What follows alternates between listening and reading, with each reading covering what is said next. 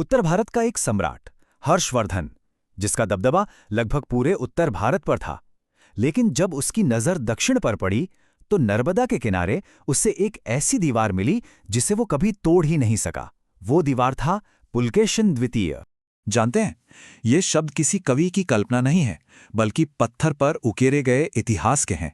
ये शब्द ऐहोल के शिलालेख से हैं, जो एक सम्राट की बड़ी महत्वाकांक्षा के अंत और दूसरे के शानदार उदय का जीता जागता सबूत है। तो इस कहानी के दो महारथी हैं। एक तरफ हर्षवर्धन, जिन्हें सकलोत्तर पथेश्वर यानी पूरे उत्तर के स्वामी की उपाधि मिली थी, और दूसरी तरफ दक्कन से उठती एक नई चुनौती, चालुक्य सम्राट पुलकेशिन द्वितीय। और ये टकराव सिर्फ दो साम्राज्यों का नहीं, बल्कि भारत की तकदीर का होने वाला था। लेकिन उत्तर को चुनौती देने से पहले पुलकेशिन को तो अपना ही घर जीतना था। उनकी कहानी कोई आसान विरासत की नहीं है, बल्कि ये कहानी गृह युद्ध की आग में तप कर निकले एक योद्धा की है। देखिए, उन्हें सत्ता विरासत में नहीं मिली, बल्कि उन्होंने इसे जंग में जीता था। उनके अपने ही चाचा मंगलेश ने सिंहासन हड़पने की कोशिश की, पर युवा पुलकेशिन ने न सिर्फ उस विद्रोह को कुचला, बल्कि बाकायदा युद्ध में उन्हें हराकर अपना हक साबित कर दिया। और सिंहासन पर बैठते ही पुलकेशिन ने अपनी ताकत को चट्टान की तरह मजबूत करना शुरू कर दिया। विद्रोहियों को कुचला, दुश्मनों को झुकाया, पश्चिमी तट पर अपना नियंत्रण जमाया और जहां जरूरी था वहां संधियां भी कीं। धीरे धीरे वे दक्कन के सबसे शक्तिशाली शासक बनते चले गए। तो अब कहानी उस मोड़ पर आती है जहां दक्कन की ये उभरती हुई शक्ति उत्तर के महान साम्राज्य से टकराने वाली थी। ये पुलकेशिन के शासन का शिखर था, एक ऐसा दौर जिसने इतिहास की धारा को हमेशा के लिए बदल दिया। साल था 618। इतिहास इस तारीख को हमेशा याद रखने वाला था। ये था नर्मदा का निर्णायक युद्ध। हर्षवर्धन अपनी विशाल सेना के साथ दक्षिण की ओर बढ़ रहे थे, लेकिन नर्मदा के तट पर उनका सामना हुआ पुलकेशिन की चालुक्य सेना से। ये सिर्फ एक लड़ाई नहीं थी, ये तो उत्तर बनाम दक्षिण के शक्ति संतुलन का फैसला होना था। नतीजा बिल्कुल साफ था। हर्षवर्धन का साम्राज्य नर्मदा के उत्तर में ही सिमट कर रह गया। ये नदी दो महान साम्राज्यों के बीच एक पक्की सीमा बन गई, और इस एक जीत ने दक्षिण के राजनीतिक भविष्य को जैसे सुरक्षित कर लिया। इस एक जीत ने पुलकेशिन को एक नया नाम दिया, एक नई पहचान दी। उन्होंने उपाधि धारण की परमेश्वर यानी सर्वोच्च स्वामी, और दक्षिणापथेश्वर मतलब संपूर्ण दक्षिण के स्वामी। अब ये सिर्फ उपाधियां नहीं थीं, ये तो पूरे दक्कन पर उनके एक छत्र राज का सीधा सीधा ऐलान था।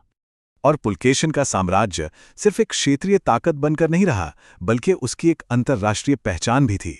सोचिए, उनके दूत पारस के सम्राट खुसरो द्वितीय के दरबार तक गए, और चीन के महान यात्री हुएनजांग ने तो खुद उनके राज्य का दौरा किया था। और हुएनसांग ने उन्हें सिर्फ एक ताकतवर राजा नहीं, बल्कि एक न्यायप्रिय और दूरदर्शी शासक बताया। उन्होंने लिखा कि पुलकेशिन की सेना बहुत अनुशासित और बहादुर थी। अब किसी बाहरी पर्यवेक्षक की नज़र से मिली ये तारीफ अपने आप में बहुत बड़ी बात है। लेकिन एक महान विजेता सिर्फ तलवार से नहीं, अपने निर्माण से भी जाना जाता है। पुलकेशिन के ही दौर में उनकी राजधानी वातापी यानी आज के बादामी में मंदिर वास्तुकला का वो सुनहरा दौर शुरू हुआ जिसे हम भारतीय मंदिरों की नींव तक मानते हैं। पर इतिहास का पहिया हमेशा घूमता रहता है। हर उदय का एक अंत होता है। पुलकेशिन के जीवन के आखिरी सालों में दक्षिण से उनके पुराने दुश्मन पल्लवों ने पलटवार किया। ये उनके शानदार सफर का आखिरी और सबसे मुश्किल संघर्ष था। इस बार पल्लवों की कमान थी नरसिंह वर्मन प्रथम के हाथ में, जो अपने पिता की हार का बदला लेने के लिए बिल्कुल दृढ़ थे। मंच एक बार फिर एक महायुद्ध के लिए तैयार था, लेकिन इस बार पासा पलटने वाला था। पल्लवों ने एक के बाद एक कई लड़ाइयों में चालुक्यों को हराया, और वो वहीं नहीं रुके। उनकी सेना चालुक्य साम्राज्य के दिल तक यानी राजधानी वातापी तक पहुंच गई और उसे चारों तरफ से घेर लिया। साल 642, वो साल जब सब कुछ बदल गया। वातापी का किला, जो चालुक्य शक्ति का प्रतीक था, उसका पतन हो गया। जो अजेय माना जाता था, आखिरकार वो ढह गया। और अपनी राजधानी की रक्षा करते हुए दक्कन के महान स्वामी पुलकेशिन द्वितीय का अंत हुआ। विजेता भी अंततः इतिहास की धारा से नहीं बच सका। पर क्या एक विजेता की कहानी उसकी मौत के साथ ही खत्म हो जाती है? नहीं। कभी-कभी हार की राख से एक ऐसी विरासत जन्म लेती है जो सदियों तक जिंदा रहती है। वातापी की उस लड़ाई के बाद पल्लव सेनापति अपने साथ गणेश की एक मूर्ति ले गए थे। आज वही मूर्ति तमिलनाडु में वातापी गणपति के नाम से बेहद प्रसिद्ध है और दक्षिण भारत की संस्कृति का एक बहुत जरूरी हिस्सा बन चुकी है। जरा सोचिए, उस एक लड़ाई का असर कहां तक फैला। पल्लव राजा को वातापी कोंडा यानी वातापी का विजेता की उपाधि मिल गई। उनका सेनापति युद्ध छोड़कर एक महान संत बन गया और एक मूर्ति ने उस संगीत को प्रेरणा दी जो आज भी गूंजता है। तो ये सब हमें कुछ बहुत जरूरी सवालों पर लाकर छोड़ देता है।